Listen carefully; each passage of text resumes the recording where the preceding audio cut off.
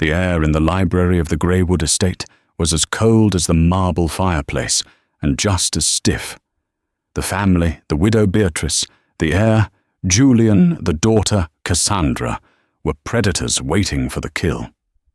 And in the corner, in a plain black dress, sat Stella Vance, the charity case, the poor relation, the girl no one ever saw. They were waiting to carve up the billion-dollar empire of Arthur Covington. They figured she was there for a pity stipend of final dismissal. They never should have ignored her. In the next 60 seconds, the girl they treated like furniture would inherit the world and unleash a war. The rain outside the tall, mullioned windows of the Greywood Library was a relentless weeping sheet of grey. It matched the mood of the room perfectly, or at least the mood the room was supposed to have. Inside, the air was thick with the scent of old leather lemon oil polish and a cloying, expensive perfume. That perfume belonged to Beatrice Covington Arthur's second wife, a woman sculpted from ice and entitlement. She sat in a high-backed velvet armchair, dabbing at her perfectly dry, kohl-rimmed eyes with a black lace handkerchief. Her mourning was a performance, and she was its star. Opposite her, Julian Covington Arthur's son from his first marriage rhythmically tapped a gold signet ring against the arm of his own chair. He wasn't sad, he was impatient. At 35, he was the heir apparent, the vice president of acquisitions at Covington Global, and he had been waiting for this day his entire adult life. He just wanted the lawyer to arrive, read the words, and hand him the keys. Beside him, his sister Cassandra, Cassie, was scrolling through her phone, her blonde hair a perfect sleek curtain. She was by her own definition a lifestyle influencer, which meant her entire life was a curated gallery of her father's wealth. Her grief was expressed in a series in black and white, artfully teary selfies she had posted that morning, tagged Hackshaw Heartbroken and Orgeon R.I.P. Daddy. And then there was Stella. Stella Vance sat on a small, hard-backed stool near the doorway, as far from the family as possible without leaving the room. She was 24, and for the last 6 years, she had been the estate's resident ghost. She wore a simple black sheath dress she'd owned for years, her brown hair pulled back in a simple knot. She clutched her hands in her lap, her knuckles white. She wasn't family. Not really. She was the daughter of Marcus Vance, Arthur Covington's original business partner and childhood friend. After Marcus died in disgrace, bankrupt and broken, a benevolent Arthur had taken in his orphaned daughter. Stella was his ward, his charity case. The Covingtons never let her forget it. To Beatrice, she was a glorified servant useful for fetching tea or finding Arthur's misplaced reading glasses. To Julian, she was air. He looked through her as if she were a window pane. To Cassandra, she was a prop for occasional feigned kindness, a project. Stella had spent her time at Greywood in the shadows. She learned to be silent, to be helpful, to anticipate needs before they were spoken. But her real life happened in this very library late at night with Arthur. The world saw Arthur Covington as a ruthless titan. Stella knew the man who taught her chess, who sighed over spreadsheets, who quoted Shakespeare, and who in his final 2 years had grown frail and full of a quiet, unnameable sorrow. He had become reliant on her. Not just for company, but for her mind. "You see the patterns, Stella," he'd rasped one night, pointing to a complex stock portfolio. "They just see the money." He'd had her read contracts, draft memos, even analyze acquisition targets. She was his secret analyst, his confidant. The family, of course, saw none of this. They just saw the mousy girl bringing the old man his broth. Stella didn't expect anything. She was here, she assumed, because Arthur's meticulous nature demanded all household residents be present. She expected a small, polite stipend, perhaps enough to get an apartment and a real job, and then she would be dismissed from their lives forever. The thought was both terrifying and a profound relief. The heavy oak doors of the library swung open. Alistair Finch, Arthur's long-time attorney, entered. He was a tall, gaunt man who looked as though he'd been carved from the same ancient wood as the shelves. He carried a single thick leather briefcase. Beatrice, Julian, Cassandra. He nodded curtly, his eyes scanning the room. His gaze landed on Stella, and for a fraction of a second, his expression softened with something that looked almost like sympathy. He then looked at the Covingtons, and his expression hardened into one of pure, unadulterated duty. "Alistair, thank you for coming on such short notice." Beatrice said, her voice a tragic, breathy whisper. "Let's just get on with it, Finch," Julian snapped, finally stilling his tapping fingers. "We all know what he wanted. I have a company to run." Mr. Finch placed his briefcase on the massive mahogany desk that had been Arthur's. He clicked the brass latches open. "The reading of the last will and testament of Arthur Leopold Covington. I will dispense with the usual preamble, as per Arthur's written instructions." He was not a man who enjoyed verbosity. He cleared his throat, pulling out a document bound in a blue legal cover. The room was utterly silent, save for the ticking clock and the drumming rain. "First," Finch began, "the minor bequests. To the staff of Greywood, a trust of $5 million is established to be shared amongst them, based on years of service, ensuring their pensions and salaries for life." Beatrice nodded, a magnanimous queen pleased with her king's noblesse oblige. "Second, to the Metropolitan Museum of Art, a donation of $20 million specifically for the new Beatrice Covington wing of modern art." Beatrice preened. This was her legacy secured. "Third," Finch continued, his voice monotone, "to my wife, Beatrice Covington. I leave the Manhattan penthouse on Fifth Avenue, all its contents, and a lifetime stipend of $200,000 per year to be paid from the estate." The silence that followed was no longer respectful. It was sharp, brittle. "What?" Beatrice's whisper was a hiss. The penthouse was worth $50 million, but the stipend, it was an allowance, an insult. "Alistair, that must be a mistake.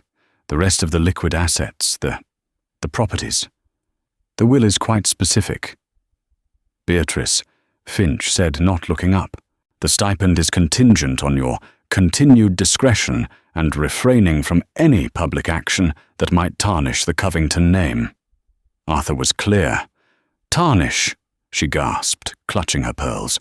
"Fourth bow," Finch read on, ignoring her. "To my daughter Cassandra Covington. I leave her personal possessions, her designer wardrobe, and her jewelry, all of which I have paid for. Her current trust fund is hereby frozen its capital to be absorbed by the main estate. She will be given a one-time payment of $500,000 in the hopes she might one day learn to earn a living rather than simply perform one." Cassandra's phone clattered to the floor. "He froze my trust. That's not possible. That's my money." "And fifth, to my son, Julian Covington." Julian leaned forward, his face pale with rage. This had to be the setup. This is where he got the company. The rest was just Arthur's last, cruel joke. I leave him his current residence in Soho and a one-time final payment of $1 million. The room imploded. $1 million! Julian shot to his feet, his chair crashing backward. "That's a bonus, not an inheritance. The company Covington Global, who gets the company Finch, who gets Greywood, who gets everything. He's left it to a foundation, hasn't he?" Beatrice cried, her face mottled with rage. "That old fool, he gave it all away to save his legacy." "No," Finch said, his voice suddenly very clear, cutting through their shrieks. "He did not leave it to a foundation." He paused, looking down at the final operative clause. He looked up past the three stunned, furious faces. His eyes found Stella, who was frozen on her stool, believing she had simply been forgotten. "I will read the final clause, verbatim," Finch said, his voice resonating with the full weight of the law.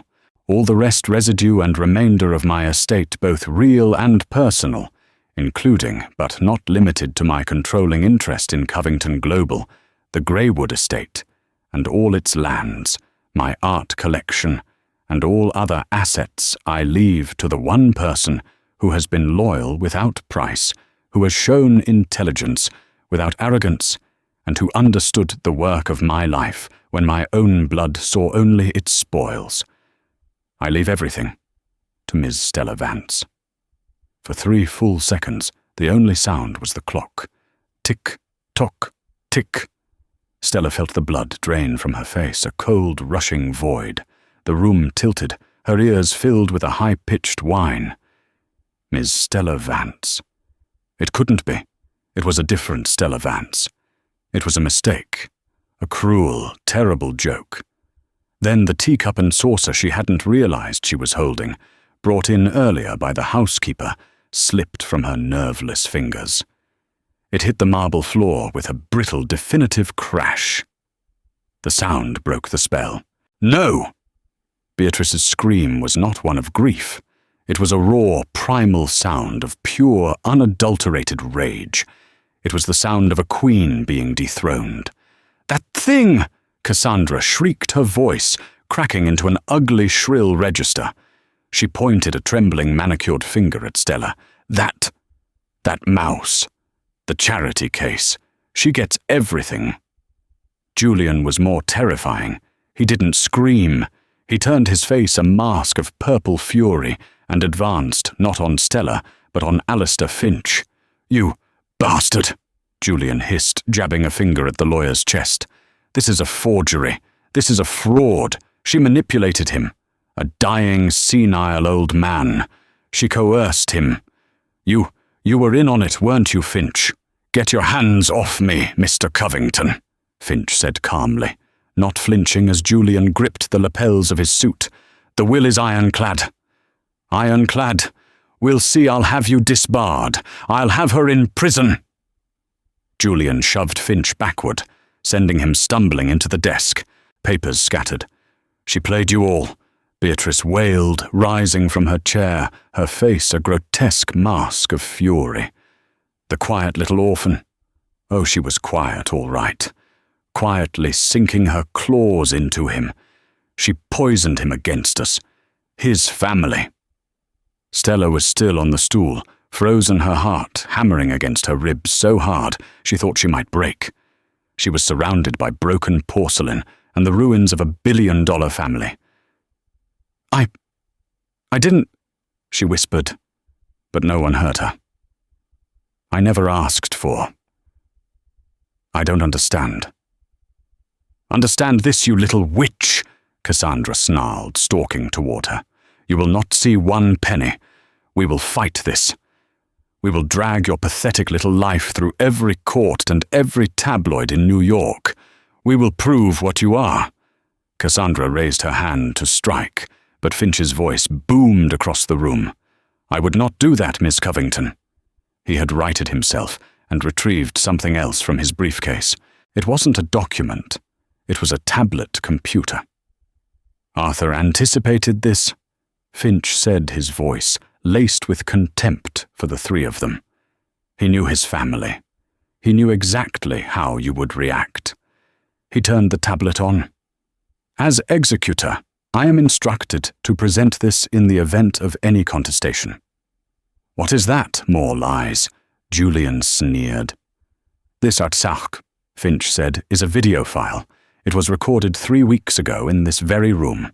It is accompanied by a full psychiatric evaluation, signed and notarized by Dr. Elias Thorne of Johns Hopkins and Dr. Isabella Rossi of New York Presbyterian, confirming Arthur was of sound mind, lucid and under no duress whatsoever. He pressed play. Arthur Covington's face filled the screen. He looked frail, yes, tucked into a wheelchair with a blanket over his knees, But his eyes were as sharp and clear as a blade. They stared directly into the camera, as if he could see his family raging in front of the screen. Beatrice, Julian, Cassandra. His voice, raspy but strong, filled the library. If you are seeing this, it means you are behaving exactly as I predicted, like a pack of jackals. You have been waiting for me to die for 20 years. You saw me not as a husband or a father, but as a vault to be cracked. You spent your lives spending my money, but you never once spent a moment understanding my work. Or me. Julian, you thought yourself a titan, but you are a hollow man. Your Project Triton deal, which you were so proud of, would have bankrupted the shipping division. You didn't even read the port regulations in Singapore. You just liked the press release. I have spent the last 5 years cleaning up your expensive, arrogant mistakes. You are not fit to lead my company. You are not fit to lead a board meeting. Julian's face went white. He knew exactly what Project Triton was, and he knew no one was supposed to know the details. Cassandra, Arthur continued, his gaze unrelenting, you are a brand. A hollow, shallow brand built on nothing but my name. You have mistaken notoriety for achievement. You have 7 million followers who know what you ate for breakfast, but you do not know who you are. Your trust is cut off because entitlement is a disease, and I will not fund your infection any longer. Cassie let out a strangled sob. And Beatrice? My dear, you married a checkbook. I knew it. You knew it. It was a transaction. You provided a beautiful facade, and I provided a lifestyle. But in the end, you became greedy. You thought your performance of a loving wife entitled you to the entire estate. You were wrong. The stipend is generous. I suggest you learn to live on it. The camera zoomed in slightly on Arthur's face. His expression softened just a fraction. I have left my life's work to the only person who earned it, the only person who sat with me not out of duty, but out of curiosity. The one who read the contracts, who debated strategy, who saw the work, and not just the reward. Stella Vance has a mind that rivals her father's, and a heart that, thank God, does not resemble mine. This company, this house, this fortune, it is not a gift. It is a burden, and it is a test. Stella, do not let them win. You are not the charity case. You are the only one who ever truly understood. You are a Vance, and you are my true heir. Do not let them win. The screen went black. Alistair Finch stopped the recording. Julian, Beatrice, and Cassandra were silent, their faces a mixture of shock, humiliation, and a deeper, more profound fury.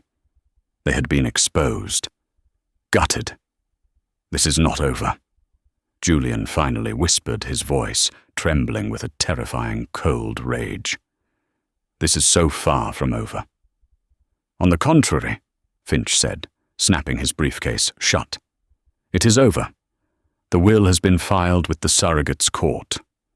As of this moment, Stella Vance is the sole owner of the Covington estate and the majority shareholder of Covington Global. Security, whom I took the liberty of hiring, is waiting outside the library doors. They will escort you from the premises. You're kicking us out, Beatrice shrieked. This is my home. It is Miss Vance's home, Finch corrected. You have 24 hours to remove your personal effects from the penthouse. You have 1 hour to vacate Greywood.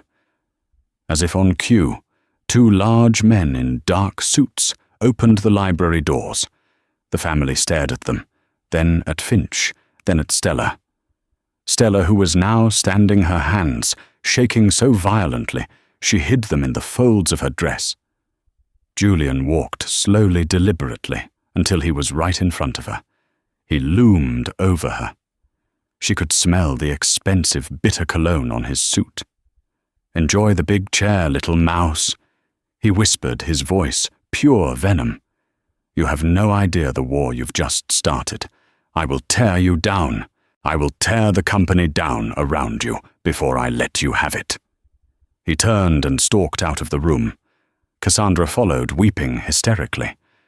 Beatrice, for the first time, looked truly defeated. She gave Stella one last look of pure, unadulterated hatred, and then she too was gone. The great oak doors clicked shut. Stella Vance stood alone in the magnificent silent library, the smell of Beatrice's perfume lingering in the air. She was surrounded by billions of dollars in art, priceless first editions, and the shattering echo of her teacup. She was the richest woman in the state, and she had never felt so terrifyingly, utterly alone. The silence that descended on the library was heavier than any sound. The ticking clock seemed to mock her. Tick, you're in charge. Tock, you're a fraud. Stella sank onto the plush Persian rug, her legs giving way. She stared at the scattered delicate shards of porcelain from the teacup. It was a Minton hand-painted priceless, part of a set Beatrice had imported from London, and she had broken it. It seemed like the only real thing that had happened in the last hour. Miss Vance. Alistair Finch's voice was gentle. He was standing over her, holding out a hand. Are you all right? I think so, she stammered, ignoring his hand and pushing herself up. Mr. Finch, it's a mistake. He couldn't have. The company. I don't know how to run a company. With respect, Miss Vance, that's not true, Finch said, beginning to gather the scattered legal papers. Arthur was very clear on this. For the last 2 years you have been his primary analyst. He told me himself. He said, Finch Julian reads the headlines, Stella reads the footnotes. She's the one who caught the indemnity clause in the Hamburg deal. She saved us 9 figures. Stella blinked. He told you that. He told me everything. He's been planning this for a very long time. He wasn't just testing his family. He was training you. The weight of that settled on her. The late nights she thought were just an old man's loneliness. They were lessons. The contracts he'd had her review. They were exams. The chess games. They were strategy sessions. What do I do now? She asked, her voice small. Now. Finch said, you survive. The Covingtons will not go quietly. Julian is already on the phone with his lawyers. They will file for an injunction. They will claim undue influence, diminished capacity. They will paint you as a monster. But the video, Dr. Thorne, it helps. It's a strong defense. But in the court of public opinion, a grieving family is far more sympathetic than the gold-digging ward. The tabloids will have a field day. And more importantly, there is the company. He handed her a slim, encrypted hard drive. This was from Arthur. He called it the Armory. It contains all his personal notes, his private ledgers, and his assessment of every board member and executive at Covington Global. Their strengths, their weaknesses, their allegiances. You are now the majority shareholder, but the board is full of men loyal to Julian. They will try to oust you before you even sit down. When the emergency board meeting is scheduled for Monday, Julian called it this morning, assuming he would be in charge to consolidate his power. Now, it will be your execution. Or his.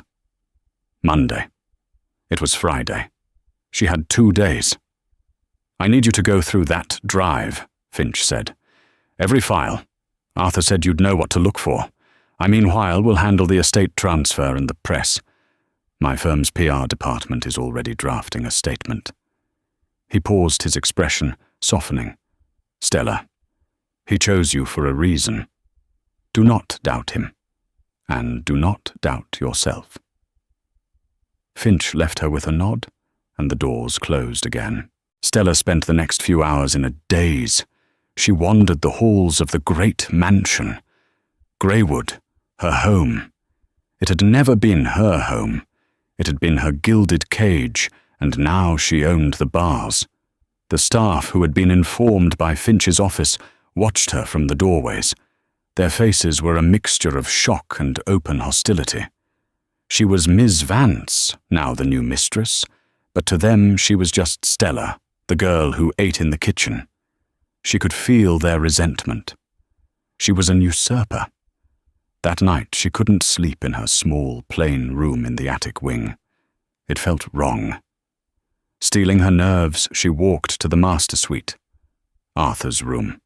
It had already been partially sanitized by the staff, but his scent was still there, old books, and the faint, spicy smell of the single malt he enjoyed. She didn't enter. Instead, she went to the adjoining suite, Beatrice's. It was a vision in cream and gold, with a closet the size of Stella's entire apartment. And it was ransacked. Drawers were pulled out. Jewelry boxes were empty. Cassandra and Beatrice had clearly made a frantic dash to grab everything of value before security escorted them out. Stella slept there in the center of the massive silk-sheeted bed and didn't sleep at all. She spent all of Saturday and Sunday in the library, the encrypted drive plugged into her laptop. It was a revelation. Arthur had left her a roadmap to his entire empire. There were dossiers on everyone. Robert Chen, head of Asian markets, pragmatic, hates Julian, loyal to the company, not the family. Can be trusted. Michael Sanford, CFO, a numbers man but weak, will side with whomever he thinks will win, show him strength. And then Julian Covington. The file was thick. It detailed Project Triton, the vanity shipping deal. Finch was right. Stella had warned Arthur about it, but now she saw the whole picture. Julian had bypassed the risk assessment committee. He'd used shell corporations to inflate the purchase price, likely taking a kickback. It wasn't just a bad deal, it was fraud. Arthur's note at the bottom was chilling. This is the poison pill.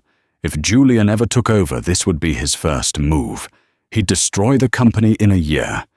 He's my son, but he is a fool, and he is corrupt.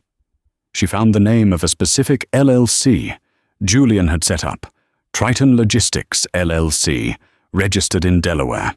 She spent 4 hours tracing its ownership, cross-referencing shipping manifests Arthur had saved. By Sunday night, she had it. The money hadn't just gone to a kickback. It had been funneled to an offshore account belonging to Sylvia Harding, a notoriously ruthless corporate lawyer. Julian wasn't just planning a bad deal. He was preemptively funding his legal war against his own family, or perhaps paying for her silence on other matters. Stella finally understood. Arthur hadn't left her a fortune. He'd left her a weapon, a shield, and a direct order to clean his house. The fear didn't vanish. It sharpened. It turned into a cold, hard point of anger. Julian hadn't just been arrogant. He'd been actively stealing from his father.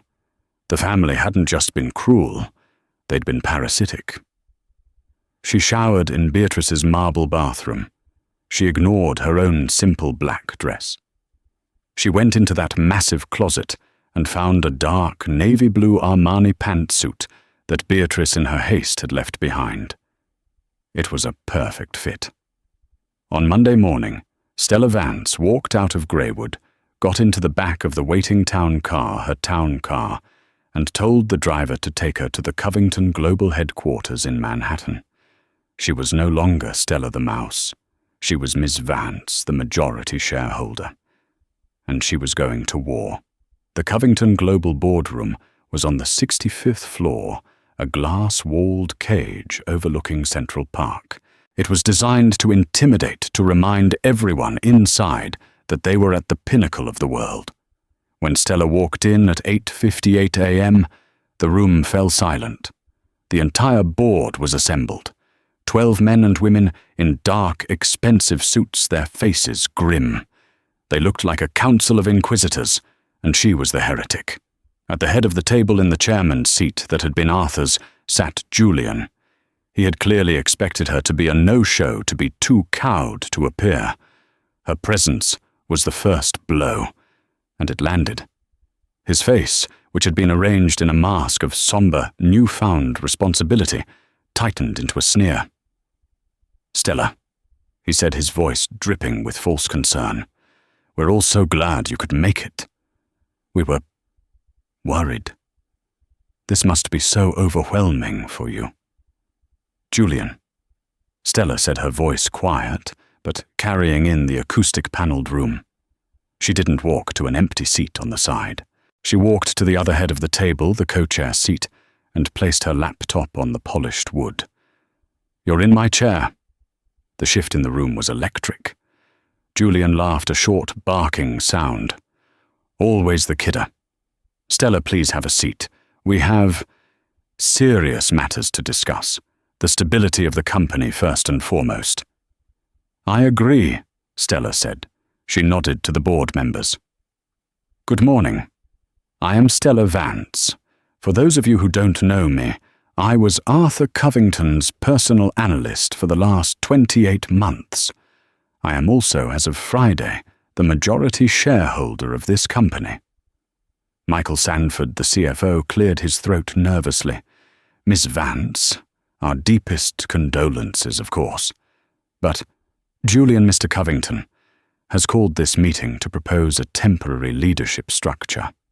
Given the unusual circumstances of the will, which I must add we are contesting on behalf of the family." "You are contesting it, Mr. Sanford?" Stella asked, her gaze locking on him. "Or is Julian, are you using company funds to sue the company's owner?" Sanford flushed a deep red. "That's not. We are simply acting to ensure stability." "Good," Stella said, opening her laptop. "Then let's talk about stability. Let's talk about Project Triton." Julian went rigid. Across the table, Robert Chen, the pragmatic one Arthur had trusted, looked up, his expression suddenly sharp and focused. "Project Triton is a legacy-defining expansion into Southeast Asian shipping," Julian said, reverting to his corporate drone voice. "It's a deal my father and I were very excited about." "That's not what his notes say," Stella said. "His notes say, and I quote, 'Julian's folly, a black hole.'" And he was right. She plugged her laptop into the projector. The main screen flickered to life. It wasn't a PowerPoint. It was a flowchart. Project Triton, as you've been told, is an acquisition of 7 Singaporean shipping lanes. Stella began, her voice gaining strength. She was in her element now. This was the work. What Mr. Covington failed to mention in his proposal was the S14 Port Authority compliance clause. A new environmental regulation passed in Singapore 2 months ago. To upgrade the required fleet to meet it would cost this company an estimated $200 million. An expense that isn't in your budget, Mr. Sanford. Sanford looked like he'd been slapped. I wasn't aware of that clause." "Of course you weren't," Stella said. "It was buried in Appendix F. But that's not the real problem. The real problem isn't incompetence, it's fraud." She clicked to the next slide. It showed a series of wire transfers. Julian, Mr. Covington, pushed this deal through his own Special Projects subdivision. He did so by creating a shell intermediary, Triton Logistics LLC, to broker the deal. He claimed this was to fast-track the acquisition. In reality, it was to inflate the price. The sellers in Singapore agreed to a price of $450 million.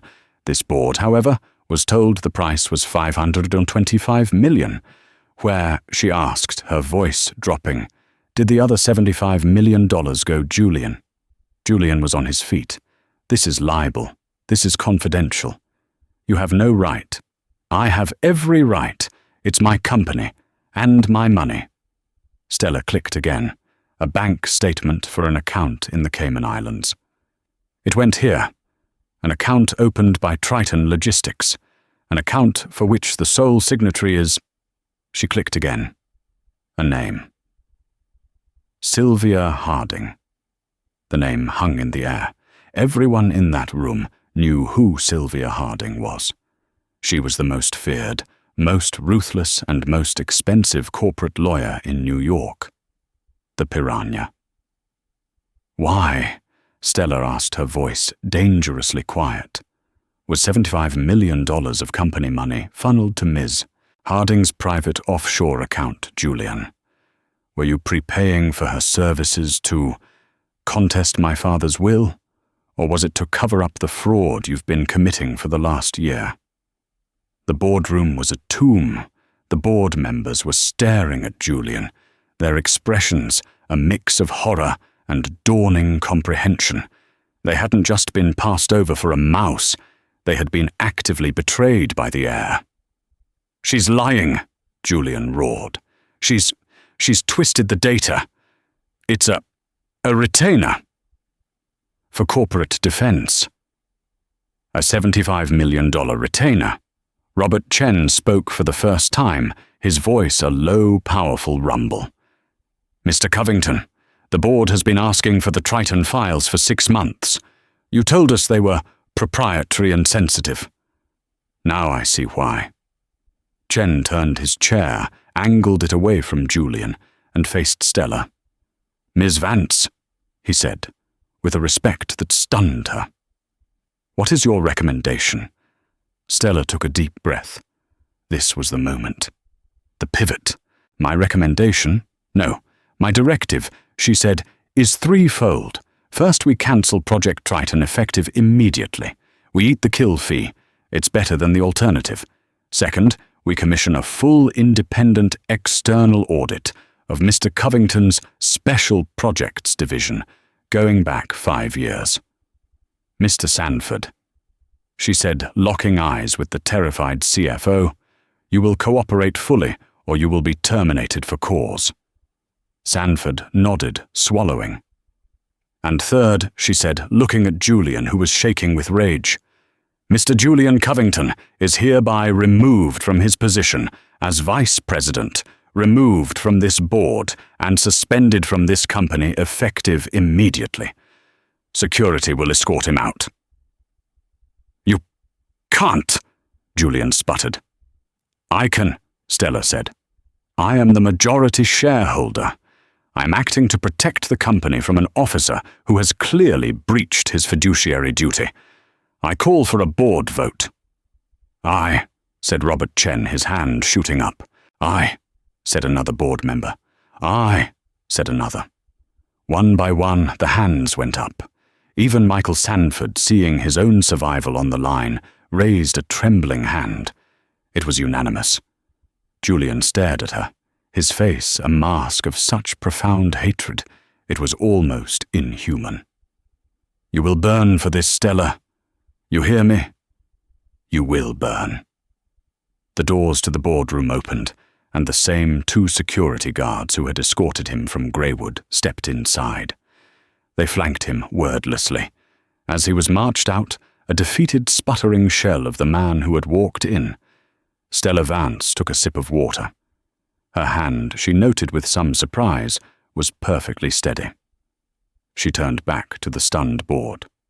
"Now," she said, clicking off the projector and closing her laptop. "Let's talk about the real state of this company. Mr. Chen, I've read your memos on the Shanghai markets. I have some ideas."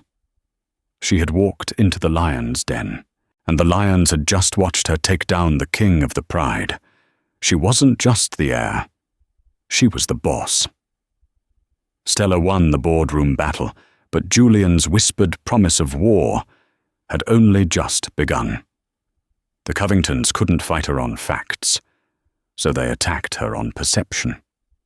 The day after the board meeting, the New York Post cover was a full-page, unflattering photo of Stella taken years ago, looking windswept and plain. The headline screamed, "The Covington Cobra. How the Charity Case Seduced and Stole a $1 billion empire." The story inside was a masterpiece of fiction, fed to the press by a grieving family friend. It painted Stella as a cunning sociopathic manipulator. It claimed she'd preyed on a grieving senile Arthur, withholding his medication, poisoning his mind against his adored children. Cassandra was quoted extensively weeping about how Stella had stolen her father's last days and banned them from the house. The media storm was instantaneous and brutal. Stella was a late-night talk show punchline. Paparazzi camped outside Greywood and the Covington Global headquarters. Gold Digger, the Serpent, Orphan Annie Warbucks. They were relentless. Inside the company, the staff was divided. The executives who had been at the board meeting were grudgingly respectful, but the rank and file, they read the papers. They whispered in the hallways. Stella was the villain, the usurper. Her authority was paper-thin. Stella felt the walls closing in. She was a prisoner in the 65th floor office, a prisoner in the Greywood mansion. The staff at the house, loyal to Beatrice, became openly hostile. Her meals were served cold. Rooms she requested be cleaned were forgotten. One evening, exhausted and demoralized, she retreated to the library, the only place that still felt like a sanctuary. Alistair Finch was waiting for her. "It's bad, isn't it?" she asked, slumping into Arthur's chair. "It's a manufactured storm, Stella," he said, placing a thick stack of papers on the desk. "And it's working. Sylvia Harding, Julian's lawyer, has filed a motion to contest the will. She is petitioning the court for an emergency injunction to freeze all assets and appoint a neutral third-party conservator, who just so happens to be Julian's former college roommate." "On what grounds?" Stella asked, her stomach twisting. "Undue influence, diminished capacity, elder abuse, all of it. The video message is strong, but Harding is stronger. She's painting you as a master manipulator who staged that video. She's demanding access to Arthur's medical records to his private correspondence." "She'll find nothing," Stella said. "She won't have to," Finch countered. "She just needs to create doubt. She'll drag this out for years. The board will get restless. The banks will get nervous. She'll bleed you dry in legal fees, stall your every move, and make it impossible for you to run the company. Then when you're at your weakest, she'll force a settlement. Julian gets the company and you get nothing." Stella stared at the chessboard, where a game she and Arthur had been playing was still set up. "Checkmate in 3. He wouldn't have left me in a fight I couldn't win," she whispered. He trained me. He gave me the armory, the data on Julian. It was enough for the board, but it's not enough for this." "Why?" She looked around the library. "Why me, Alistair, really? Why, it couldn't just be because I was good at spreadsheets. He kept saying I was a Vance. He kept talking about my father." Finch sighed. "Arthur and your father, Marcus, were complicated. They built this company together from nothing. Covington Vance Industries, it was called originally. Then there was a bad deal, a major development in the 90s that went sour. The company was on the brink of collapse. Marcus, he took the fall. He resigned, taking full responsibility." "I know that," Stella said. "My father lost everything. He was ruined. He died of a heart attack a year later." "That's the official story," Finch said, his voice low. "But Arthur, he always carried a heavy guilt over it. He felt he'd let his partner down. Taking you in, I think it was his way of atoning." "Atoning?" Stella stood up, a sudden cold dread filling her. "Atoning with what a few million he left me billions. That's not atonement, Alistair. That's something else." She went to the drive, the armory. She had focused on Julian's fraud, but she hadn't looked at the old files, the ones marked CV Industries. What if she said, her fingers flying over the keyboard. What if I've been looking at the wrong enemy? She opened a folder labeled Private Ledgers, 1995-1997. They were scanned copies of Arthur's personal notebooks. She scrolled through pages of numbers and then she found it. A folder labeled Marcus. Inside was not a ledger. It was a single scanned, handwritten letter. It was dated the day after her father had resigned. It was Arthur's handwriting, but it was addressed to no one. It was a confession. I did it. I saved the company, but I sacrificed the man. Marcus didn't want to leverage the pension funds. He said it was illegal, immoral. I told him it was the only way. I forged his signature on the transfer. When the auditors came, I pointed them to him. He was the one who resigned, the one who took the fall. He came to me, to this library. He said, "Arthur, you've ruined me. You've ruined my name." I told him it was the cost of business. He left. I saved the company. I saved my family. But I destroyed his. Stella felt the air leave her lungs. Her father hadn't taken the fall. He had been pushed. He hadn't just been ruined. He'd been framed by Arthur. He didn't die of a heart attack, did he? She whispered, looking at Finch. Finch's face was grim. He drove his car off the Tappan Zee Bridge. It was ruled an accident. There was no note. Stella sank back into the chair, the letter blurring through her tears.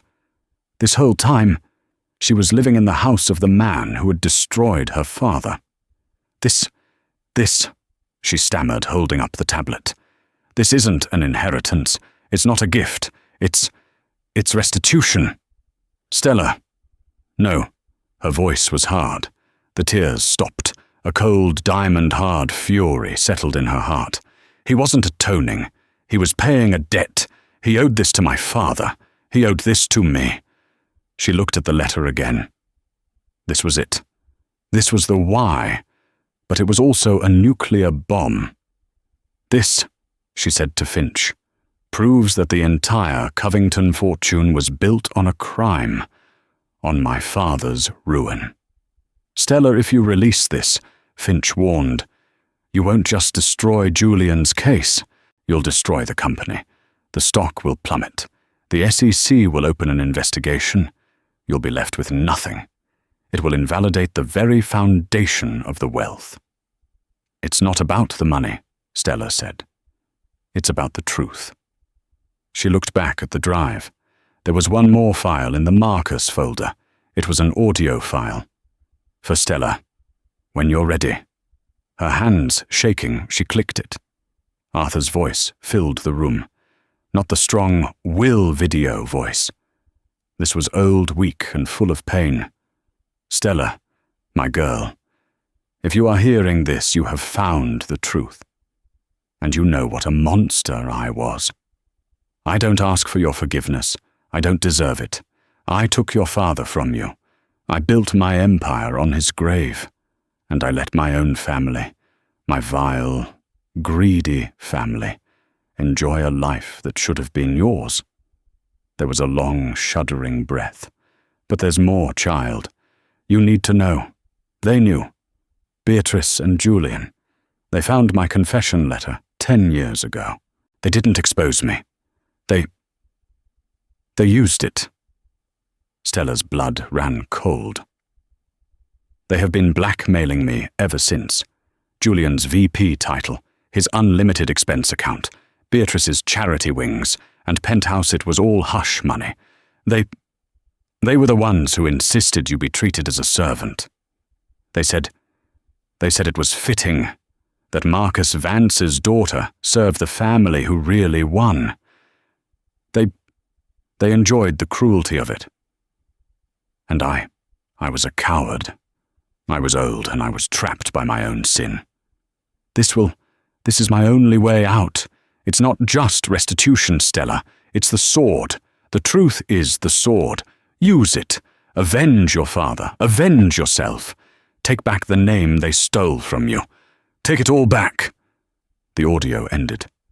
Stella and Finch stared at each other in horrified silence.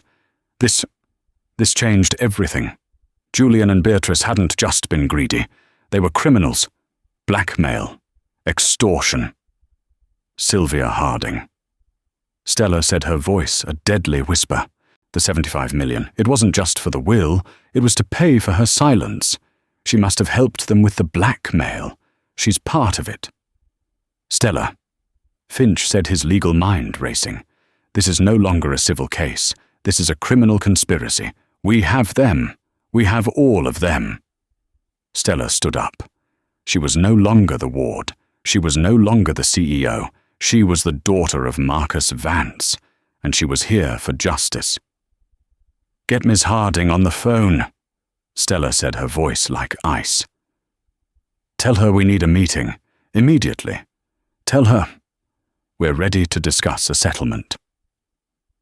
The deposition was set for 10 Sonreros a.m. at the neutral offices of Alistair Finch's law firm. The conference room was a cage of glass and steel overlooking the financial district. Julian, Beatrice, and Cassandra arrived first, a phalanx of entitlement. Their lawyer, Sylvia Harding, was a small, immaculate woman with a shark's smile. She was here for a quick, brutal kill. "Mr. Finch." "Ms. Vance." Harding began, her voice a polished monotone as Stella and Finch entered. "I'm glad you've seen reason. My clients are prepared to be generous. They will allow Ms. Vance to keep the Greywood estate in recognition of her past service." "You get the house, Mouse," Julian sneered, leaning back. "We get the company. That's the deal. Take it." "How very generous," Finch said, taking his seat.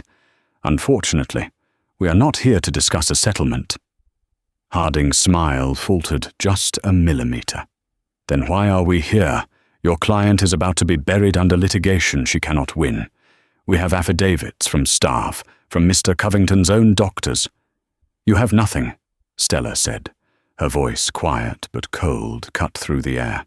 She placed a small digital audio recorder on the center of the polished table. "What is this, a stunt?" Cassandra scoffed. "Going to play the will video again? No one cares." "This," Stella said, "is not Arthur's will. This is his confession." She pressed play. Arthur's voice, frail and haunted, filled the room. "Stella, my girl, if you are hearing this, you have found the truth. And you know what a monster I was?" Julian, who had been smirking, froze. Beatrice's hand, halfway to her water glass, stopped mid-air. The recording continued detailing the forgery, the framing of Marcus Vance, and the destruction of Stella's father. "He was delusional," Julian stammered, his face draining of color. "This is the rambling of a sick man. It's inadmissible." "Is it?" Stella asked. "He seems quite lucid." "But you're right. A decades-old crime is messy. It might even destroy the company. No, the real gold is this next part." She let the recording play. "But there's more, child. You need to know." They knew. Beatrice and Julian. They found my confession letter 10 years ago. They have been blackmailing me ever since. Beatrice let out a small, strangled gasp. "Turn it off." Julian shot to his feet, his face purple. "That's a lie. That is a deep fake. That is slander." Sylvia Harding's face was no longer calm. It was a mask of cold, controlled panic. She knew it was true. The audio continued detailing the hush money, the demands, and the specific cruelty of keeping Stella as a servant. When the recording ended, the silence was absolute. "Blackmail," Finch said, sliding a document across the table to Harding. "Extortion, conspiracy to defraud. And that's just for starters. We also have the wire transfers from Project Triton, the $75 million diverted from the company to—" "Ah, yes. Your account, Miss Harding." Sylvia Harding looked at the document, then at Julian. Her shark's smile was gone. "Julian," she said, her voice like acid, "you told me that money was a corporate defense retainer that Arthur had authorized." He did. This is all a setup." Julian was frantic, looking at his mother. "Mother, tell them it's a lie." Beatrice, however, was staring at the audio recorder. Her entire world, built on reputation, was crumbling. He made us," Beatrice whispered, the dam of her composure finally breaking. Tears, real ones, streamed down her face. Julian found the letter. He said it was leverage, just to protect us. I never knew about the 75 million. "Julian, what did you do?" "Mother, shut up," Julian roared. "You're falling for her trick." "It's no trick, Julian," Stella said. She stood a silhouette of pure, cold power against the bright window. "You didn't just lose the inheritance. You committed federal crimes. You—" She looked at Harding. "And you," she looked at Julian. Sylvia Harding stood snapping her briefcase shut. "This deposition is over." "You're right, it is," Finch said, picking up his phone. "And I'm sure the U.S. Attorney for the Southern District will be very interested in this recording, as will the SEC. Harding paused at the door. "What do you want?" Stella turned. "First, you, Ms. Harding, will immediately dismiss your contestation of the will with prejudice. In exchange, this recording won't be sent to the State Bar. Second, Beatrice and Cassandra, you will sign a full relinquishment of all claims. You will never use the Covington name again. In exchange, I will not include you in the criminal complaint. The stipend is gone. The penthouse is sold. You're on your own." Beatrice just sobbed. And finally, "Julian," Stella said, walking toward him. "You get nothing. You will sign over your shares, and you will still face the consequences of Project Triton. The audit is complete. I'm turning it over to the authorities. You committed wire fraud." Julian looked at his mother, his sister, his lawyer. They had all abandoned him. "You, which?" he spat. "Mr. Finch, draw up the papers," Stella said, walking to the door. "I think we're done here." She left the room, not looking back, leaving them to the ruins of their lives. The fallout was swift and silent. Sylvia Harding, choosing survival, had the will contestation dismissed within the hour. The New York Post, facing a massive libel suit, printed a quiet retraction. The Covingtons vanished, Beatrice and Cassandra stripped of their name, and fortune faded into obscurity. Julian, however, faced the full force of the law. Armed with Stella's meticulous audit of Project Triton, the U.S. Attorney indicted him on multiple counts of wire fraud. He was sentenced to 12 years in federal prison. Stella Vance, at 24, was left in sole, undisputed possession of the $12 billion empire. Her first act was one of symbolic justice. She sold Greywood the gilded cage of her past, keeping only the contents of its library. With the proceeds and the capital from liquidating Julian's corrupt Special Projects Division, she established the Marcus Vance Foundation for Ethical Business, a non-profit dedicated to corporate accountability. Her second act was to redefine the future. She called a full board meeting. When she walked in, the intimidating rectangular table was gone, replaced by a large, round one. She took her seat, not as a ruler, but as a leader. "Good morning," she said. The board, including a respectful Robert Chen, looked at her with a new, profound deference. "As of today," Stella announced, "I am proposing a change. We will be filing to restructure our corporate identity. Covington Global was a name built on a crime. It's time to honor the truth." She clicked the projector. A new strong logo appeared on the screen, Vance Covington Global. "We are reclaiming our history," she said, her voice steady. "All of it. Our new corporate charter will include the Marcus Vance Ethics Pledge, We will be a company built on transparency and value, not just price. Robert Chen, who had known her father, was the first to speak, his voice thick with emotion. Marcus, he was the best man I ever knew. He would be so incredibly proud of you, Miss Vance. Stella gave him a small, grateful nod. The company, which had been on the brink of scandal, was now united and stronger than ever, rebranded with a powerful narrative of justice. She was no longer the invisible girl in the plain black dress. She was no longer the charity case, the mouse, or the cobra. She was Stella Vance, the woman who had faced down an empire of lies, and in her father's name, taken back everything. Stella's story isn't just about inheriting wealth. It's about inheriting a fight. It's a powerful, real-life reminder that the people who are overlooked, the ones who sit quietly in the corner, are often the ones with the most strength. They are the ones watching, learning, and waiting. She proved that true power isn't about having a famous name or a loud voice. It's about having the courage to find the truth and the strength to demand justice. The Covingtons saw a mouse, but they forgot that a mouse in a lion's den has to become a lion just to survive. If this story of justice and resilience moved, you please show your support. Hit that like button. Share this video with someone who needs to be reminded of their own strength, and subscribe to our channel for more true stories of the overlooked who rise to take it all. Thank you for listening.